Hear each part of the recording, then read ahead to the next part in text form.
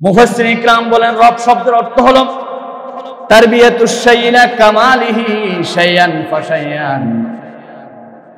ভালো করে বুঝুন, আরবিটা মনে রাখতে না ভালো বাংলা বুঝুন। যখন যাহা যেই পরিমাণ বান্দার দরকার চাওয়ার আগেই যিনি সেই পরিমাণ দিয়ে দেন তার নাম হলো রব। সুবহানাল্লাহ। আবার বলতেছি, যখন যাহা যেই পরিমাণ দরকার সেই পরিমাণ চাওয়ার আগেই যিনি দিয়ে দেন তার নাম কি? রব। আলহামদুলিল্লাহ। আল্লাহ রাব্বুল আলামিন কোরআন শরীফে একটি আয়াত 31 বার দিয়েছেন। আমরা কোনো কথায় বারবার বললে বিরক্ত হয়ে যায়। স্ত্রী যখন বারবার কথা বলে, স্বামী বলে এক কথা বারবার বলো কেন? স্বামী যখন এক কথা বারবার বলে, স্ত্রী বলে তুমি আর কিছু পাও না, পুরান ক্যাসেট ছাড়ে দিয়েছো, এরকম কথা বলি।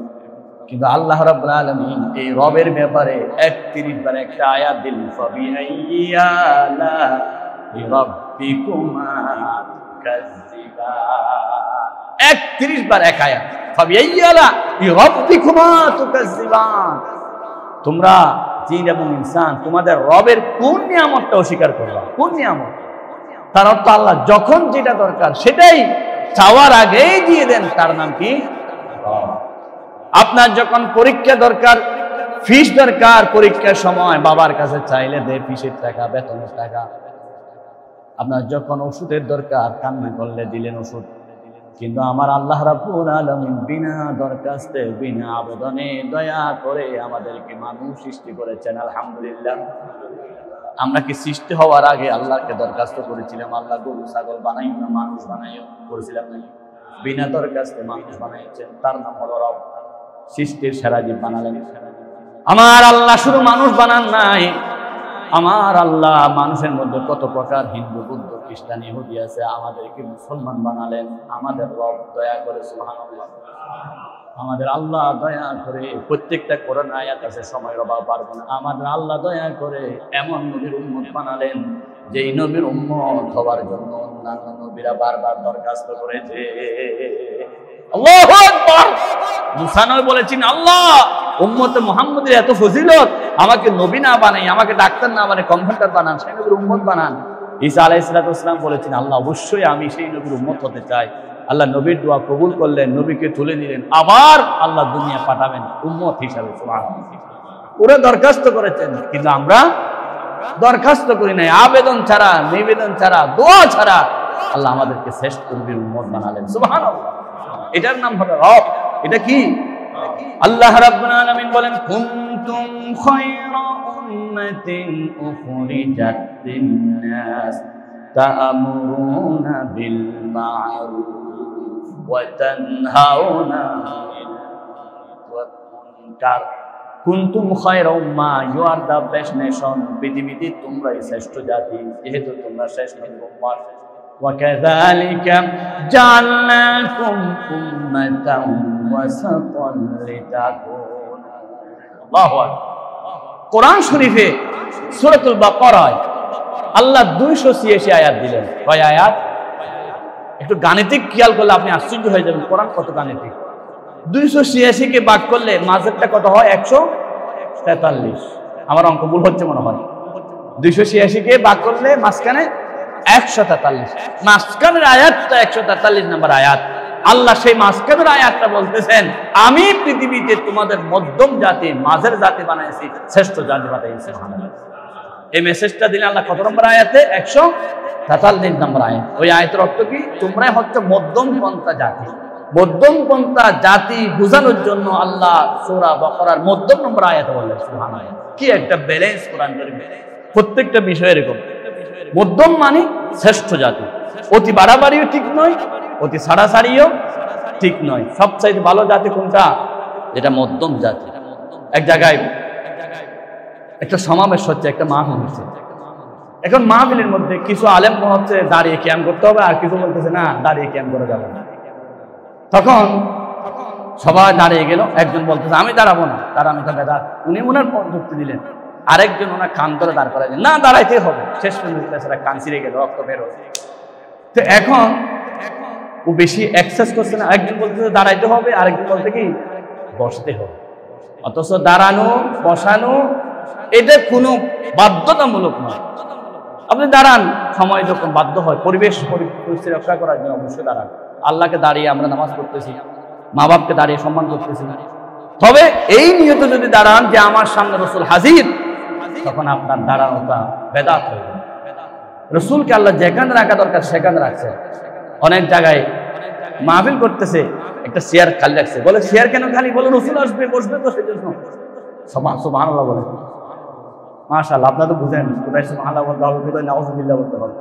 তো রসুল যেখানে আসবে, চেয়ার খালি রাখছে, সেখানে আপনার মতো একটা নাফাক ব্যক্তি বক্তব্য দিচ্ছেন, রসুলকে চেয়ার ছাড়িয়ে দেন না, মাইকও ছাড়িয়ে দেন, সব ছেড়ে দেন, এটা আর রাজি হয় না। বলেন মাইক ছাড়বো না, উনি আসে বসবে, আমরা তখন দাঁড়াবো।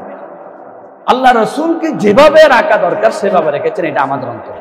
তবে আমরা দাঁড়াবো ভক্তি শ্রদ্ধা, আমার সামনে রসুল হাজির এই মনে করে নয়। আমি দাঁড়াইয়ে সালাম দিতে পারি, বসেও সালাম দিতে পারি, শুয়েও সালাম দিতে পারি, দরুদ শরীফ পড়া যে কোনো মুহূর্তে কোনো অসুবিধা নাই। এটা নিয়ে আমরা বাড়াবাড়ি করবো না, দাঁড়াতে হবে, আমার দাঁড়ালে বসতে হবে। আমাদের কথা হচ্ছে মধ্যম পন্থা। কি পন্থা? বাড়াবাড়িও নয়, সারাসারিও নয়। যেখানে সবাই দাঁড়িয়ে গেছেন সেখানে সমাজের ভদ্রতা আছে, আমি দাঁড়িয়ে গেলাম, অসুবিধা কি? আর যেখানে সবাই বসে আছে, আমি দাঁড়িয়ে আমি রসুলকে হাজির মনে করে সেখানে দাঁড়াতো না, কিন্তু অবশ্যই একটা বেয়াদবি। অর্থাৎ আমি পরিবেশ বুঝলাম না, পরিস্থিতি বুঝলাম না। সেজন্য আল্লাহ রাব্বুল আলামিন বলেন ওয়াল ফিতনাতু আশাদ্দু মিনাল কতল। বেশি বাড়াবাড়ি করা, ফিতনা করা, এটা মানুষ হত্যার চাইতে মারাত্মক গুনাহ। বাড়াবাড়ি করো, বাড়াবাড়ি করো না, করতে হবে এটা। হ্যাঁ, ফরজের ক্ষেত্রে বাড়াবাড়ি আছে, ফরজ করতে হবে। আমাদের দেশে ফরজের ব্যাপারে কোনো ইখতিলাফ নাই। কোনো আলেম বলেন ফজর 3 রাকাত পড়তে হবে, যোহর 5 রাকাত পড়তে হবে। যা ইখতিলাফ, যা ভিন্নতা, যা সমাজে ফিতনা সৃষ্টি করতে, সব মুস্তাহাব কি নিয়ে। সেজন্য আল্লাহ রাব্বুল আলামিন বলেন কোরআনুল কারীমে সূরাতুল বাকারা 143 নম্বর আয়াতে বলেন ওয়া কাযালিকা জাআলনাকুম উম্মাতাও ওয়াসাতা। তোমরাই হলা পৃথিবীতে মধ্যম জাতি। সুবহানাল্লাহ। আমরা কি জাতি? মধ্যম জাতি। আমরা বাড়াবাড়িও করবো না, ছাড়াছাড়িও করবো না, কারো কান টেনে ছিঁড়ে ফেলবো না, কারো আবার কান্দে হাত ধরে বসাই দেব। যখন যে পরিস্থিতি দরকার, ইসলামের সৌন্দর্য বৃদ্ধি হয়, সেটাই আমরা মেনে নেব ইনশাআল্লাহ। বলেন ইনশাআল্লাহ। এটার নাম হচ্ছে মধ্যম পন্থা। আল্লাহ রাব্বুল আলামিন বিনা দরখাস্তে আমাদেরকে মধ্যম পন্থা উম্মত বানালেন, মুসলমান বানালেন, মানুষ বানালেন। আল্লাহ শেষ পর্যন্ত আমাদেরকে আল্লাহর গোলামি করার জন্য মসজিদে আনলেন। এগুলো আমরা একটা দরখাস্ত করি নাই। এটা তো দূরের কথা, আপনি যখন মায়ের পেটে ছিলেন, বাবার পৃষ্ঠ দেশ থেকে মায়ের রেহেমের মধ্যে একসাথে যখন নাকি আমার বন্ধুগণ সবেগে বের হয়, যে পানিগুলো একসাথে, একটা দুইটা নয় 20 কোটি জান সেখানে কম্পিটিশন করে কে আগে যাবে। আল্লাহ রাব্বুল আলামিন যার প্রতি দয়া করে এক্স এবং ওয়াই ক্রোমোজোম, বাবার পৃষ্ঠদেশ থেকে, মায়ের রেহেম থেকে যে বীর্য পানিগুলো বের হয়, সেখান থেকে কোটি কোটি শুক্রাণু ডিম্বাণু প্রতিযোগিতা করে কে আগে যাবে। আল্লাহ রাব্বুল আলামিন আমাকে আপনাকে সেই 20 কোটি প্রতিযোগিতার মধ্যে শ্রেষ্ঠ বানায়া আমার আপনার অস্তিত্ব দিয়েছেন। সুবহানাল্লাহ। দয়া কার? কোনো দরখাস্ত করি না। এবার মায়ের রেহেমে আসলাম, আমার আল্লাহ কেমন দয়াবান, কেমন রব বুঝাচ্ছি। আলহামদুলিল্লাহ রাব্বিল আলামিন, কেমন রব। মায়ের পেটের মধ্যে আল্লাহ 40 দিন নাপাক পানি রাখলেন। ওই নাপাক পানিকে আমার আল্লাহ রাব্বুল আলামিন দয়া করে রক্ত পরিণত করলেন, বীর্যকে রক্ত বানালেন। সব কোরআন শরীফের আয়াত আছে। কোরআন শরীফে আল্লাহ রাব্বুল আলামিন বলেছেন সূরাতুল মুমিনুনে, সুম্মা খালাকনান নুতফাতা আলাকাতান ফাখালাকনাল আলাকাতান মুদাগা ফাখালাকনাল মুদাগাতা ইযামা। রক্তকে, নাপাক পানিকে রক্ত বানালেন, রক্তকে গোশত বানালেন, গোস্তের মধ্যে হাত দিয়ে বানালেন। আবার হাত দিয়ে দেওয়ার পরে আল্লাহ রাব্বুল আলামিন সেখানের মধ্যে চামড়া দিয়ে ফিটিং করে দিলেন, তার নাম হলো রস। সুবহানাল্লাহ। কেমন চামড়া দিলেন? হাতের তালুর উপরের চামড়া একরকম, নিচের চামড়া আর একরকম। এই হাত দিয়ে গরম ডেকচি ধরতে হবে, কিন্তু এই চামড়াটা যদি পিছনে দিত, পিছনের চামড়া যদি সামনে দিত, ডেকচি ধরার শিকার হয়ে যেত। এই হাত দিয়ে গরম ধরতে হবে, সেই জন্য এই হাতের মধ্যে আল্লাহ শক্ত চামড়া দিলেন, পিছনে আল্লাহ নরম চামড়া দিলেন। আপনার ডেকচি যখন ধরলেন, গরম সাথে সাথে হাত পোড়া গেলে হাতটা নেবেন কই, আল্লাহ কানের নিচের মধ্যে আইস দিয়ে দিলেন। এটা ধরার সাথে সাথে আপনার গরম আঙ্গুলগুলো ঠান্ডা করে দিলেন কে?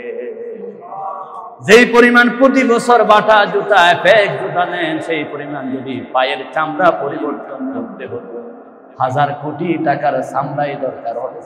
আমার আল্লাহ এমন রব, এমন রব, কানের চামড়া নরম করে দিন, কিন্তু পায়ের তালুর চামড়া এত শক্ত করে দিলেন। 60 বছর এই চামড়ার উপর আপনি চলাফেরা করবেন, পা জুতা পরিবর্তন হবে, এই চামড়া পরিবর্তন করতে হবে না। আল্লাহু আকবার। আমার আল্লাহ এমন রব। আলহামদুলিল্লাহি রাব্বিল আলামিন। আমার আল্লাহ কেমন রব! দরখাস্ত করি নাই, আল্লাহ আমাদেরকে কি সুন্দর করে বানালেন। একটা মাত্র জিহ্বা দিলেন, 1000 রকমের মজা সেই জিহ্বা দিয়ে আমরা গ্রহণ করি। এই জিহ্বা দিয়ে গরুর গোশত, মুরগি থেকে শুরু করে 1000 রকমের মাছ, পাঙ্গাস বলেন, রূপচাঁদা বলেন, ইলিশ বলেন, যত রকমের মাছ, এক একটা স্বাদ ভিন্ন ভিন্ন। আপনি যখন তৈল মাপতে যান, তখন আপনাকে অবশ্যই তৈল মাপার জন্য এক যন্ত্র, আবার চাউল মাপার জন্য আরেক যন্ত্র, আবার কিলোমিটার মাপার জন্য, পথ মাপার জন্য আরেক যন্ত্র। যেই ওজন দিয়ে, যেই কেজি দিয়ে চাউল মাপবেন, সেটা দিয়ে কিন্তু তেল মাপতে পারবেন না, সেটা দিয়ে কিন্তু আবার রাস্তার দৈর্ঘ্য মাপতে পারবেন না, ভিন্ন ভিন্ন। কিন্তু আমার আল্লাহ রাব্বুল আলামিন যে জিহ্বা দিয়ে গোশত খেলেন, যে জিহ্বা দিয়ে মাছ খেলেন, যে জিহ্বা দিয়ে তরকারি খেলেন, 1000 রকমের জিনিসটা আলাদা আলাদা টেস্ট একটা জিহ্বার মধ্যে দিয়ে দিলেন, তার নাম হলো রব। আলহামদুলিল্লাহি রাব্বিল আলামিন, তার নাম হলো রব। আল্লাহু আকবার বলেন, আল্লাহু আকবার। এই পেটটা যদি মাঝখানে না দিত, যদি উপরে দিত মনে হচ্ছে বিল্ডিং এর উপরে গাছের ট্যাঙ্ক, যদি নিচে দিত মনে হচ্ছে ম্যারাডোনা ফুটবল খেলতেছে। বিশ্রী লাগবে। আমার আল্লাহ এমন রব, সেজন্য বিশ্রী না লাগে মতো আল্লাহ রাব্বুল আলামিন সুন্দর করে পেটটা ফিটিং করে দিলেন, তার নাম হলো রব। আল্লাহু আকবার। যেভাবে ফুসফুসি দিলেন, ফুসফুস দিলেন, কিডনি দিলেন, হাত দিলেন, এক একটা নিয়ামতের যদি আপনি সিজদায় পড়ে থাকেন, 10 বছরের 20 বছরের সিজদায় পড়ে থাকলে একটা নিয়ামতের শুকরিয়া আদায় হবে না। আমাদের এই আবাসিকের নাম বলতেছি না, একটা ছেলে শুধু ফুসফুসে একটা লাঞ্চে একটু ডিস্টার্ব হয়েছে। আমার বন্ধুগণ, এই অসুখের চিকিৎসার জন্য 5 কোটি টাকার উপর খরচ করেছে বাবা। আল্লাহ যদি একটু রোগ সেখানে দিয়ে দেয়, আমরা বাঁচতে পারবো না। যদি হাতটা বন্ধ করে দেয়, বাঁচার কোনো উপায় নাই। বিজ্ঞানীরা গবেষণা করেছেন, আপনি পানি না খেয়ে 3 দিন থাকতে পারবেন, খানা না খেয়ে 18 দিন থাকতে পারবেন, কিন্তু অক্সিজেন গ্রহণ না করে আপনি একদিনও থাকতে পারবেন না। একজন মানুষ পৃথিবীতে একদিন বেঁচে থাকতে 500 লিটার কমপক্ষে অক্সিজেন দরকার হয়। এই 500 লিটার অক্সিজেনের যদি উচিত মূল্য দিতে যায়, 1 লাখের উপর দিতে হবে। বান্দা যদি শুধু অক্সিজেনের মূল্য দেন, মাসে 30 লাখ টাকা শুধু অক্সিজেনের টাকা দিতে হবে। আবার আল্লাহ এমন রব, পানি কেনার জন্য ওয়াসা বিল নেই, গ্যাসে বিল নেই, বিদ্যুতে বিল নেই, কিন্তু পৃথিবীর কোন অফিসে অক্সিজেনের বিল নেই না। আমার আল্লাহ ফ্রি করে দিয়েছেন, বান্দা যেহেতু বাঁচতে পারে শান্তি পাবে, সেজন্য যিনি ফ্রি ভাবে অক্সিজেন দিলেন, তার নাম হলো রব। আলহামদুলিল্লাহি রাব্বিল আলামিন। কেমন রব! মায়ের পেটে থাকা অবস্থায় আপনি সেখানে অসুস্থ হন, ভালো করার কোনো ডাক্তার আছে নাকি? মায়ের পেটের মধ্যে কে হাত দিবে? আমার আল্লাহ এমন রব, সেখানের মধ্যে ইনসেপটিভ কেয়ারে আল্লাহ রব্বুল আলামিন রাখলেন। আল্লাহ বলেন, ফি যুলুমাতিন সালাস, 3টা অন্ধকারের মধ্যে আমি একটা সন্তানকে বড় করি। দুনিয়ার কোন জার দুনিয়ার কোন আলো বাতাস পেলে অসুস্থ হয়ে যাবে, কিন্তু একটা দুইটা নয়, মায়ের পেটে একটা সন্তানকে রাখে 3টা পর্দা ভিতর। কয়টা পর্দা? আল্লাহ রাসূল বললেন, নবীজির কাছে যখন প্রশ্ন করলেন, মান হাক্কুন নাস বিহুসনি সাহাবাতি, ইয়া রাসূলুল্লাহ, পৃথিবীতে সবচেয়ে কার সম্মান বেশি আমার পরিচিত মানুষের মধ্যে? রাসূল বলেন, উম্মুকা, তোমার মা। 2 নম্বর কে? তোমার মা। 3 নম্বর কে? তোমার মা। 4 নম্বর হলো তোমার বাপ। আল্লাহ রাসূল এই কথা বলার পরে সাহাবীদের মনে প্রশ্ন হয়ে গেলেন, রাসূল নিজে বাবা হয়ে রাসূল মায়ের কথা 3 বার বললেন, বাবার কথা 1 বার বললেন। তার কারণ কি? তার কারণে অনেক ব্যাখ্যা মুফাসসির کرام লিখেছেন। 1 নম্বর ব্যাখ্যা, রাসূল করিম সাল্লাল্লাহু আলাইহি ওয়াসাল্লাম বলেছেন, 1 নম্বর ব্যাখ্যা কোরআন দিয়ে শুনুন। কোরআন কারীম পারা 26 পৃষ্ঠা 2 সূরার নাম হচ্ছে সূরাতুল আহকাফ, আয়াত 15-11 রুকু হচ্ছে 2। আল্লাহ বলেন, وَوَصَّيْنَا الْإِنسَانَ بِوَالِدَيْهِ إِحْسَانًا حَمَلَتْهُ أُمُّهُ كُرْهًا وَوَضَعَتْهُ كُرْهًا وَحَمْلُهُ وَفِصَالُهُ 30 شهرا। 1 নম্বর ব্যাখ্যা আল্লাহ বলেন, কোরআন দিয়ে শুনো, 3টা হক মায়ের বেশি। 1 নম্বর কারণ, মা পেটে রেখেছে দীর্ঘ 10 মাস, কষ্টের উপর কষ্ট করেছে। তোমরা যদি বুকের চামড়া দিয়ে জুতা সেলাইয়া দাও, মায়ের গর্ভের কষ্ট পরিশোধ করতে পারবে না। 1 নম্বর। 2 নম্বর, যেদিন মা তোমাকে ডেলিভারি করেছিল, মায়ের যন্ত্রণা আকাশ কান বাতাস কেঁদেছিল। তোমরা যদি হাজারো কষ্ট করো মায়ের জন্য, তাহলে রাসূলুল্লাহ বলেন মায়ের ডেলিভারির ঋণ তোমরা পরিশোধ করতে পারবে না।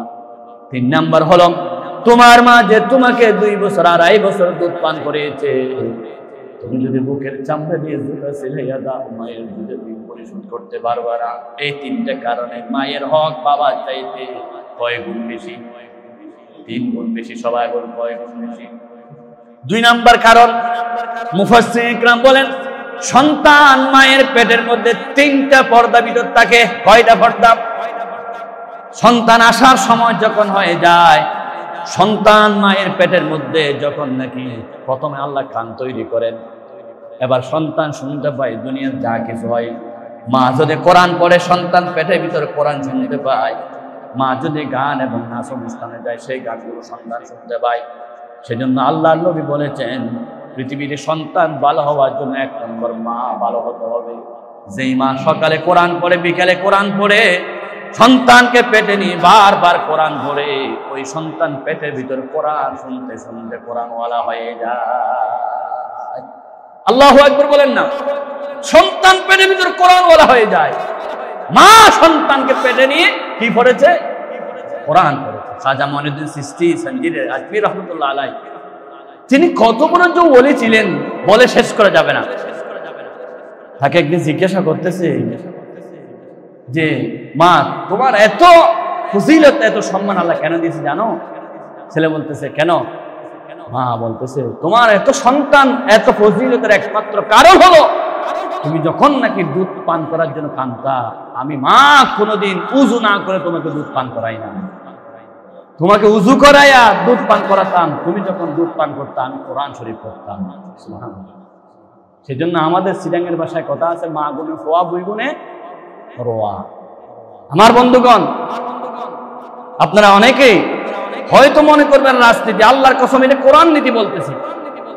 যেই সমস্ত ব্যক্তিরা বলে আমরা শরিয়া আইন মানি না, শরিয়া আইন বিশ্বাস করি না, হতে পারে বড় চেয়ারে বসছে, নিশ্চয় মনে করতে হবে তার মা শরীয়ত বিরোধী ছিল, ঠিক কিনা?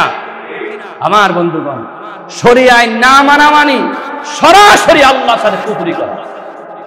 শরিয়া আইন আপনি হয়তো ঘুমের কারণে ফজরের নামাজ কাজা করে ফেলছেন, কিন্তু আপনাকে মাথা নিচু করে মান, তবে আমি অপরাধ করেছি, শরীয়তের একটা বিধান লঙ্ঘন করেছি। আপনি যদি বলেন আমি নামাজ মানি না, আমি যাকাত মানি না, আমি কোরআন মানি না, এগুলো সবকে একসাথে শরিয়া আইন বলা হয়।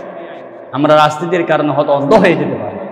শরিয়া আইন মানি কোরআন, শরিয়া আইন মানি হাদিস, শরিয়া আইন মানি যাকাত, শরিয়াত মানি ইসলামের বিধিবিধান।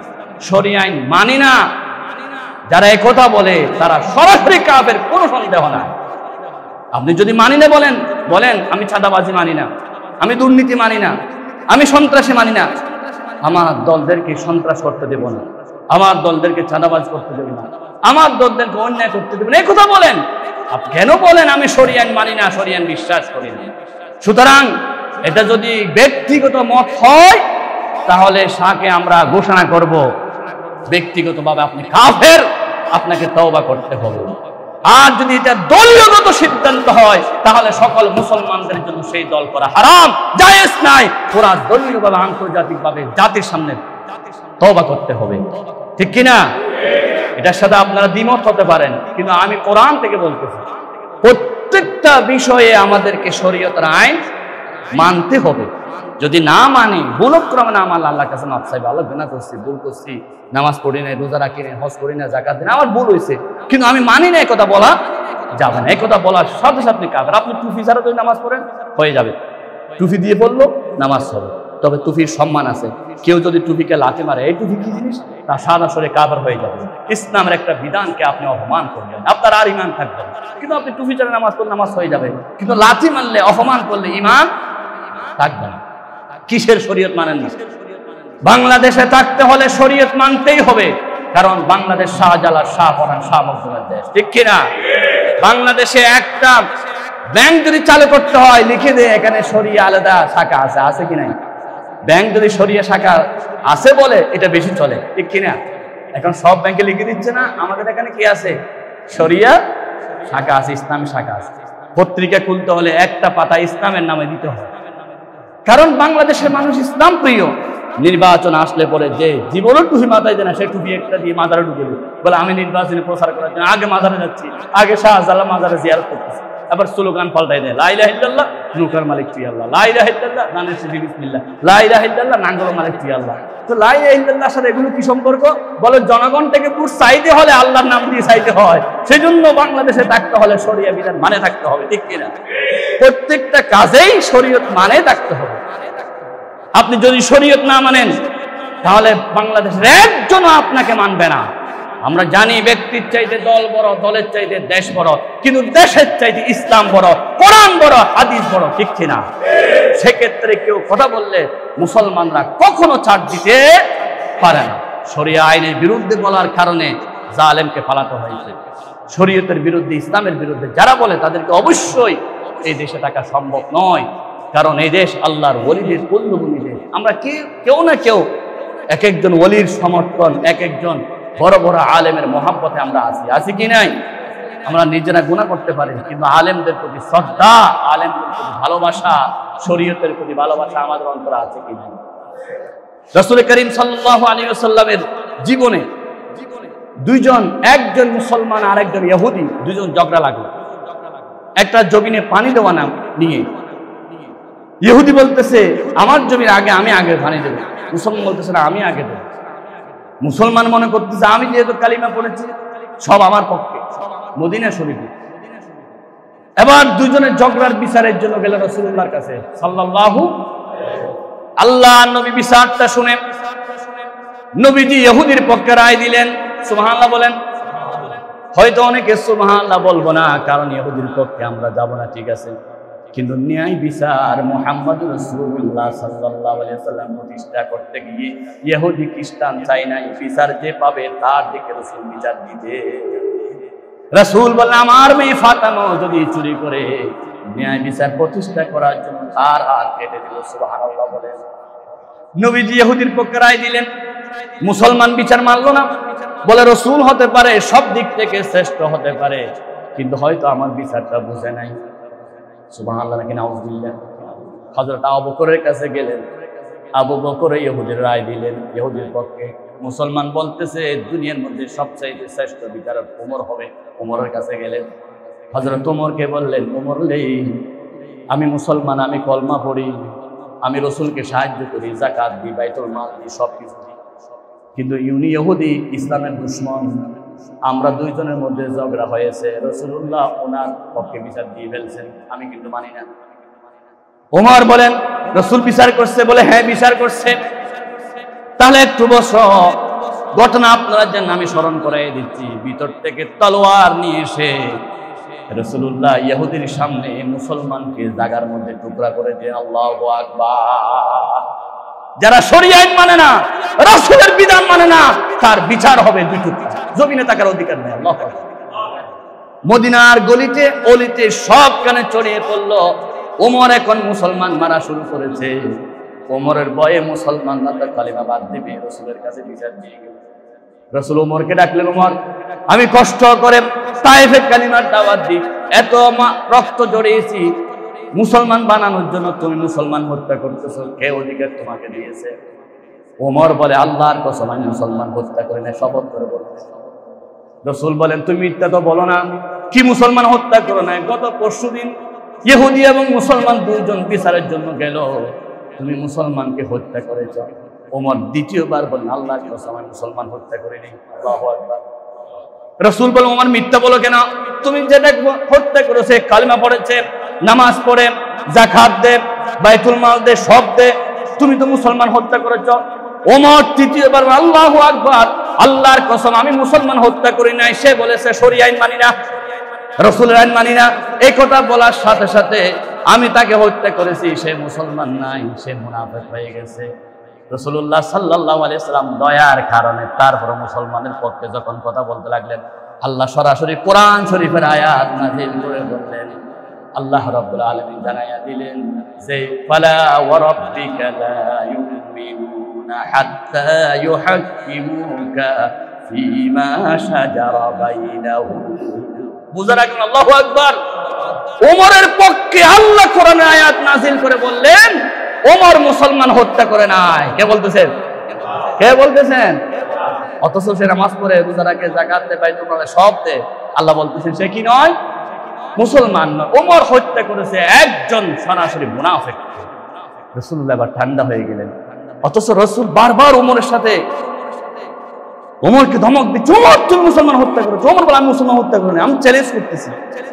আল্লাহ একবার দুইবার নয় 18 বার ওমরের কথায় কোরআন শরীফের আয়াত নাযিল করেছেন। আল্লাহু আকবার বলেন। ভাইরা, রাসূলের চাইতে ওমর বড় হয়ে গেল তা নয়। ওমর ওমরের জায়গায়, রাসূল রাসূলের জায়গায়, ভুল বুঝবেন না। কিন্তু শরীয়ত না মানার কারণে ওমর বলতেছে সে মুনাফিক, সে ঈমানদার হতে পারে না। সেই যুগে যদি ওমর হত্যা করে, আজকে যদি ওমর থাকতো, আল্লাহর কসম বড় নেতার চেয়ারে বসে যে বসে শরীয়ত মানি না, তাকে ওমর থাকলে আজকে হত্যা করতো, ঠিক কিনা? আমরা সবাই ওমরের মতো তাকে হত্যা করতে পারবো না, কিন্তু অন্তর দিয়ে ঘৃণা করি। আমরা জানি নেতার চাইতে দল বড়, দলের চাইতে দেশ বড়, দেশের চাইতে ইসলাম বড়।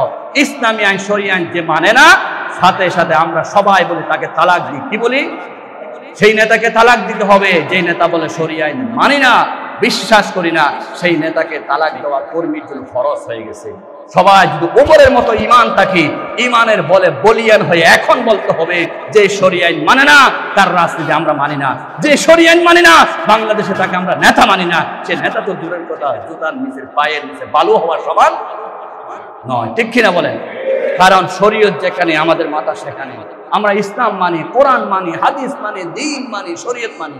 শরীয়ত যে মানে না, তাকে আমরা মানি না। সবাই বলেন না, তাকে আমরা। এটা কি শরীয়তুল্লাহর কথা নাকি ডাইরেক্ট কোরআনের কথা?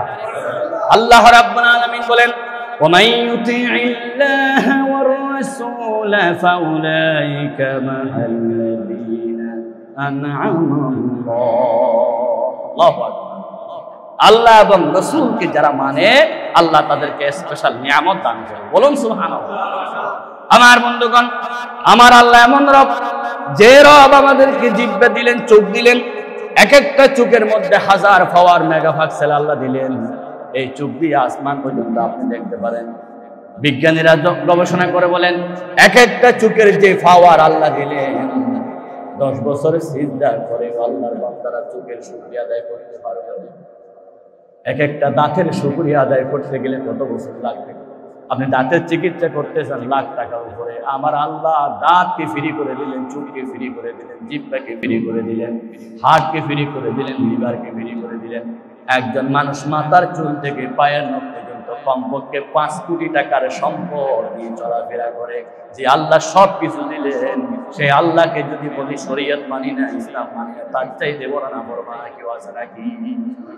সেজন্য আল্লাহ বলেন, আলহামদুলিল্লাহি রাব্বিল আলামিন। সকল প্রশংসা ওনার জন্য যিনি আমাদেরকে সব দিয়েছেন। মুসা আলাইহিস সালাতু ওয়াস সালাম যখন ফেরাউনের কাছে গেলেন, ফেরাউনকে বললেন রবের উপর ঈমান আনো। ফেরাউন বলল ফামা রাব্বুকুমা ইয়া মুসা। ফেরাউন বলল তোমাদের রবকে। মুসা বললেন রব্বুনাল্লাযী আতা কুল্লা শাইইন খালকাহু সুম্মা হাদা। রব তো তিনি যিনি সৃষ্টি করেছেন, যখন যা দরকার তাই দিলেন, তিনি হলেন আমাদের রব। আল্লাহু আকবার বলেন। আমার বন্ধু বলছিলাম মায়ের পেটে কয়টা স্তর ভেদ করে আমরা আসি? 3টা স্তর ভেদ করে আমরা আসি। সেই জন্য মায়ের গুণ 3 গুণ বেশি মায়ের ফজিলত। আজকে আমরা মায়ের মর্যাদা বুঝি না, বাবার মর্যাদা বুঝি না। আমার ভাইয়েরা বারবার আমি একটা কথা বলি, আবারও বলতেছি, আল্লাহর সুন্নত এটা। আল্লাহ যখন নিজের কথা বলেছেন, শর্ট বলেছেন আমরা ইবাদত করো, কিন্তু মা বাবার কথা যখন বলেছেন আল্লাহ ব্যাখ্যা করেছেন, মা বাবার সাথে না ফরমানি বেয়াদবি। তুমি যখন বাবা হয়েছো এবার বুঝো তোমার সন্তান কি কষ্ট করে তুমি লালন পালন করো। নিজে অসুস্থ হলে সহ্য করতে পারে, কিন্তু সন্তানের রোগ আমরা সহ্য করতে পারি না। সন্তান অসুস্থ হলে আমরা কত ডাক্তারের কাছে যাই, প্রস্রাব বন্ধ হয়ে যায়, পায়খানা বন্ধ হয়ে যায়, 1000 টাকা খরচ করে আমার সন্তানকে স্বাভাবিক করতে হবে। 5 কোটি 10 কোটি টাকা সন্তানের জন্য খরচ করতে আমরা চিন্তা করি না। আমার বন্ধুগণ, এই দয়া মায়া অন্তরের মধ্যে দিলেন মা বাবার অন্তরে, তার নাম হলো আল্লাহু আকবার। তার নাম কি? মা বাপ দুনিয়া থেকে চলে গেছে, আমাদেরকে বানিয়ে গেছেন ডাক্তার, আমাদেরকে বানিয়ে গেছেন ইঞ্জিনিয়ার, আমাদেরকে বানিয়ে গেছেন প্রফেসর। আমরা মা বাবার ঋণ পরিশোধ করতে পারবো? কখনো পারবো না। তবে রাসূলুল্লাহ একটা বিধান দিলেন, আল্লাহু আকবার বলেন বুঝার আগে। রাসূল করিম সাল্লাল্লাহু আলাইহি ওয়াসাল্লাম বলেছেন, যে সন্তান মা বাবার জন্য কান্না করে, মা বাবার হক আদায় করতে গেলে তোমার কয়েকটা কাজ আছে। সবচাইতে বড় কাজ হলো তোমার মা বাপ তোমাকে মানুষ করতে গিয়ে কষ্ট করে লেখাপড়া করেছে, সেজন্য কাবা ঘর দেখতে পারে নাই, আল্লাহর ঘরে যেতে পারে না, ওমরা করতে পারে না। কিন্তু তোমার বাবার বড় স্বপ্ন ছিল আমি কাবা ঘরে যাব, ওখানে গেলে 2 লাখ টাকা লাগবে, আবার সন্তানের লেখাপড়া করতে হবে, আমার মেয়ের বিবাহ করতে হবে। ও মা, ও আমার ভাইয়েরা, আপনাদের জন্য আপনার মা কাবা দেখে নাই, আপনার আব্বা কাবা দেখে নাই। রাসূলুল্লাহ সাল্লাল্লাহু আলাইহি ওয়াসাল্লাম বলেছেন, কোন সন্তান যদি উপযুক্ত হয়, সেই সন্তান যদি মা বাবার জন্য বদলি হজ করে, ওমরা করে, আল্লাহ রাব্বুল আলামিন সরাসরি মা করার মতো সওয়াব লিখে দিবে। মা বাপকে যদি কাবা শরীফ দেখাতে চান, আম্মাকে যদি কাবা শরীফ দেখাতে চান, আব্বাকে যদি কাবা শরীফ দেখাতে চান, তখন তো পারে নাই, তাদের টাকা ছিল, সব আপনার জন্য খরচ করেছে। এখন আপনার সুযোগ হয়েছে, আপনার জন্য শ্রেষ্ঠ নিয়ামত, আপনি আব্বার জন্য বদলি হজ করাতে পারেন, বদলি ওমরা করাতে পারেন। আলহামদুলিল্লাহ 2024 সালে হজ্জে বাইতুল্লাহ আমরা বারবার বলি, ডক্টর গিয়াসুদ্দিন সাহেব সকলের উস্তাদ, বিশ্ববিদ্যালয়ের উস্তাদ, উনি 17 জন আলেম নিয়েছে বদলি হজ করার জন্য। বিভিন্ন জন বাবার মায়ের হজ করার জন্য, বদলি হজ করার জন্য উনি একটা সুন্দর প্যাকেজ রাখে। অন্য কোনো কাফেলায় আছে কিনা জানি না। এই হজ্জে বাইতুল্লাহ ওনার মূল টার্গেট হচ্ছে যারা মা বাপকে স্মরণ করতে চায়, মা বাপকে খুশি করতে চায়, মা বাবার জন্য আলাদা বদলি হজ। মা বাপ কবরে চলে গেছেন, তার জন্য যদি আপনি নামটা লেখাইয়ে দেন, আপনার মা আপনার আব্বার হজ করানোর জন্য, ওমরা করানোর জন্য নির্দিষ্ট কিছু আলেম রাখে, উপযুক্ত দেশের জগৎ বিখ্যাত আলেমদেরকে নিয়ে সেই বদলি হজের ব্যবস্থা করেন। আলহামদুলিল্লাহ বলেন। আমার বন্ধুগণ, আলহামদুলিল্লাহি রাব্বিল আলামিন এর তাফসীরে আমরা ছিলাম। আলহামদুলিল্লাহ তাফসীর, লিল্লাহ তাফসীর, রব্বুনের তাফসীর শুনতে গিয়ে আমরা আজকে হয়রান হয়ে গেছি। এবার যদি আলামিনের তাফসীর শুনেন আর আশ্চর্য হয়ে যাবেন। আলামিন কি জিনিস? আলামিন হচ্ছে মা সিওয়াল্লাহ, আল্লাহ ছাড়া যা কিছু আছে সব হচ্ছে আলামিন। আল্লাহু আকবার। এই যে পৃথিবী, পুরা পৃথিবী একটা জগৎ, পানির নিচে আরেকটা জগৎ, সৌর জগৎ একটা জগৎ, এরকম হাজার হাজার জগৎ আছে। আপনার পুরা পৃথিবীর সামনে, পৃথিবীর মানচিত্রে বাংলাদেশ একটা ছোট্ট মার্বেলের মতো না? পৃথিবীর সামনে বাংলাদেশ যেমন একটা ছোট্ট মার্বেলের মতো, পুরা জগতের সামনে পুরা পৃথিবীটা হচ্ছে একটা মার্বেলের মতো। আল্লাহ পৃথিবীর চাইতে লক্ষ কোটি গুণ বড় করেছে সূর্যকে। সূর্যের চাইতে 1000 কোটি গুণ বড় এক এক তারকা আছে। এক এক তারকার চাইতে বিশাল বিশাল বড় আছে গ্লাসটি। এক একটা গ্লাসটি এক একটা জায়গা থেকে এক একটা জায়গা যেতে লাগে প্রায় লক্ষ লক্ষ বছর, আলোক বর্ষ 1,86,000 বছর মাইল আলোক বর্ষ। সেরকম সূর্যকে খেয়ে ফেলতে পারে এরকম হাজার তারকা আছে, এরকম হাজার কোটি পরিমাণ বড় তারকা খেয়ে ফেলতে পারে ব্ল্যাক হোল আছে। আমি কি দিয়ে বুঝাবো? তার মানে হচ্ছে পুরা পৃথিবী হচ্ছে একটা মাত্র পিঁপড়ার মতো, পৃথিবীর পুরা জগতের মতো সৌরজগৎ। আর পানির নিচে কি জগৎ যে আল্লাহ রাখছে। এই যে পানি, সমুদ্রের পানি যে সারাক্ষণ চলাচল করতেছে, বিজ্ঞানীরা গবেষণা করছেন পানির নিচে প্রচুর পরিমাণে আগুন আছে। আগুনে সিদ্ধ করলে পানি যখন দপদপ করে, সমুদ্রের নিচে বিশাল আগুনের স্তূপ আছে, সেগুলোর কারণে পানিগুলো সচল আছে। যদি আগুন না থাকতো সব পানি আয়েস হয়ে যেত। এবং পানির ভিতরে এক এক মাছ আছে, তিমি মাছ দিনে 45 মণ দুধ পান করে, সেরকম হাজার তিমি মাছ আছে। সবাইকে রিজিক দেন তিনি কে? এবার জানেন সৌর জগৎ বলেন, পানির জগৎ বলেন, মাটির নিচে সব জগতের যিনি রব, তাকে বলা হয় রব্বুল আলামিন। এগুলোর সামনে আমি আর আপনি কিছু। পুরো পৃথিবী যদি একটা মার্বেলের মতো হয়, তাহলে বাংলাদেশ কোথায়, ঢাকা কোথায়, চট্টগ্রাম কোথায়, নিউ থানকা আবাসিক এলাকা কোথায়, আর মসজিদটা কোথায়, আমি কোথায়? আমরা যে কত দুর্বল, আল্লাহ যে কত মহান। আল্লাহ বলেন তুমি যখন বলো আলহামদুলিল্লাহি রাব্বিল আলামিন, সকল কিছু ক্ষমতা একমাত্র আল্লাহর হাতে, সুতরাং আল্লাহ ছাড়া কাউকে মানি না। আসুন আমরা সবাই সূরা ফাতিহা শিক্ষা দিয়ে পুরো জীবনকে গঠন করি, এবং যারা ইসলাম বিরোধী কথা বলে আমরা তাদেরকে ঘৃণা করি। সূরা ফাতিহার এই বিপ্লব আমাদের অন্তরে, সমাজে, সবখানে যদি জাগিয়ে তুলতে পারি, আমরা সত্যিকার মুসলমান হয়ে যেতে পারবো।